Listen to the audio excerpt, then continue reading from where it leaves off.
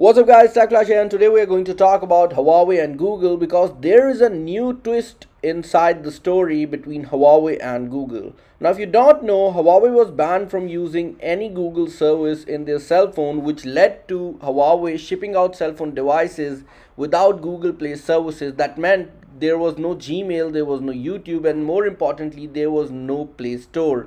Now, these cell phone devices provided an alternative to Google in the form of HMS, which was Huawei's own home-based media services, and it included Huawei App Gallery, which was basically a small competitor to Google Play Store. It included Huawei's own email, it included Huawei's own video application.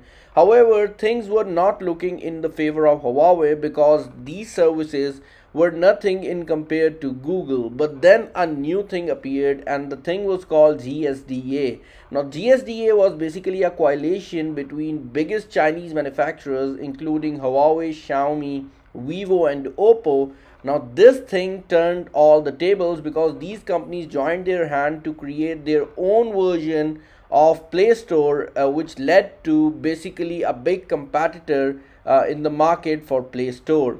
Now, after seeing the fact that Huawei is launching their own cell phones without Google services, and also realizing that there could be a big competitor in the making in the form of GSDA, Google has finally decided that they will apply for the license and start working with Huawei. Now, if you don't know what the license is for, then we have to backtrack a little bit, where US government stopped any US entity to work with Huawei, and they said that if you want to work with Huawei you need a special license and you have to apply for it. Now many US companies applied and most of them got the license, which included big names like Microsoft, and Microsoft Windows was coming in Huawei laptops, but Google didn't apply, and it was quite surprising as Huawei was the second largest manufacturer of cell phone and tipped to be the number one manufacturer in the upcoming time because their growth rate was so high.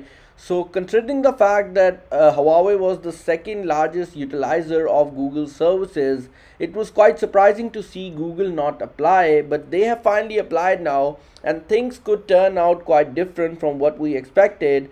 And in the meantime we just have to wait to see whether Huawei gets this license and whether we see latest upcoming Huawei devices with GMS and other services like that.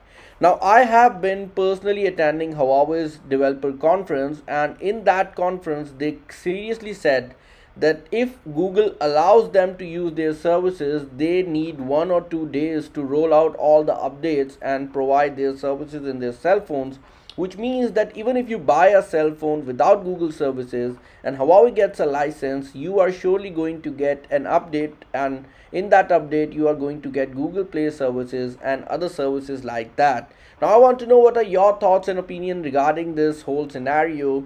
Personally, I believe that this should not have been the case in the first place. Huawei should never have been banned because there was no evidence, and even if there was an evidence, it was never presented. And my thought process has always been not guilty until proven, so I don't find Huawei guilty until there is some kind of evidence which has been given in the public light. Now I want to know your opinions, and you can put them in the comment section down below. If you're new to the channel, do subscribe, and I'll catch you in the next one. Till then, goodbye.